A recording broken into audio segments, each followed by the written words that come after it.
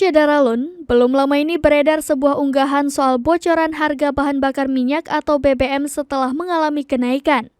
Unggahan soal bocoran harga BBM tersebut beredar di media sosial Twitter. Salah satunya dibagikan pada Minggu 28 Agustus 2022.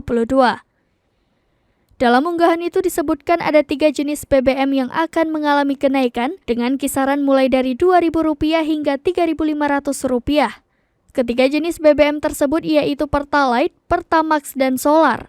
Harga Pertalite dikabarkan naik menjadi Rp10.000 per liter dari harga semula Rp7.650 per liter. Sementara harga Pertamax saat ini Rp12.500 per liter, naik menjadi Rp16.000 per liter. Kemudian harga solar saat ini Rp5.150 per liter, dikabarkan naik menjadi Rp7.200 per liter. Hingga Selasa 30 Agustus 2022, unggahan tersebut telah dikomentari lebih dari 5.000 warganet, dibagikan kepada 1.472 akun dan dikomentari lebih dari 1.000 pengguna.